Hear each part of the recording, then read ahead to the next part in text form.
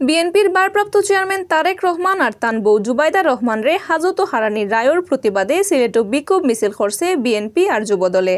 বুধবার বিয়ালে আলগাখড়ি এই দুই সংগঠনে বিক্ষোভ মিছিল করছে।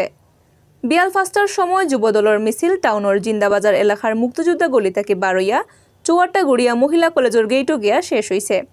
বাদে জিন্দাবাজার এলাকার তাঁতিফাড়া গলির মুখ থাকি জেলা আর মহানগর বিএনপির মিছিল বাড়ানির বাদে হনগিয়া মিলচন যুবদলের নেতাকর্মী। বিএনপির মিছিল একটা বন্দরবাজার গিয়া শেষ হয়েছে। অনুবাদে ফটো মহানগর সভাপতি নাসির হুসাইন আর জেলা ইমরান আহমদের পরিচালনায় ফটোসভা করছেন বিএনপির কেন্দ্রীয় সদস্য আর সিলেট সিটি কর্পোরেশনের মেয়র আরিফুল হক চৌধুরী।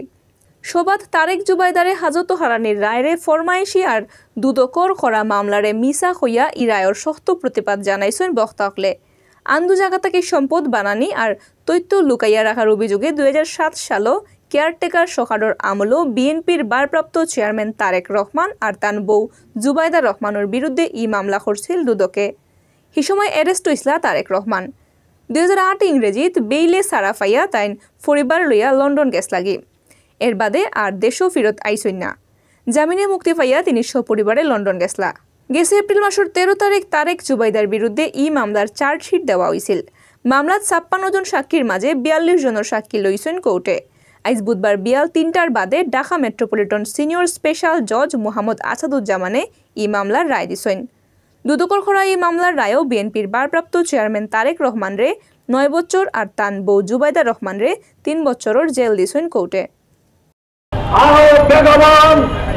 আন্দোলনকে বেগবান করে এদেশের মানুষের গণতান্ত্রিক অধিকার বাস্তবায়ন হবে।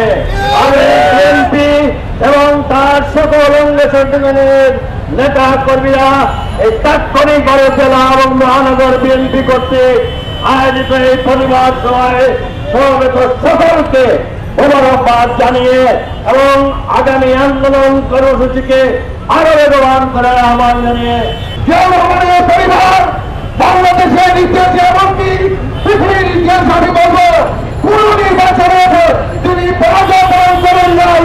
সেই নির্বাচন থেকে দূরে রাখার জন্য প্রেসিডেন্ট জিয়া রহমানের পরিবারের সদস্য তারেক রহমান ও জুবাইদা রহমানকে নির্যাতন দিয়ে রেখেছে।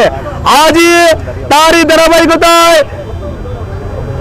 দেশ নায়ক তারেক রহমান এবং তার সহধর্মিনী আমাদের সিলেটের কৃতি সন্তান জুবাইদা রহমানের বিরুদ্ধে আদালত কর্তৃক যে ফরমাশি রায় দেওয়া হচ্ছে সেই রায়ের তীব্র প্রতিবাদ এবং সেই রায় প্রত্যাখ্যানের দাবিতে আজকের মাঠে আমরা আন্দোলন সংগ্রামে রয়েছি।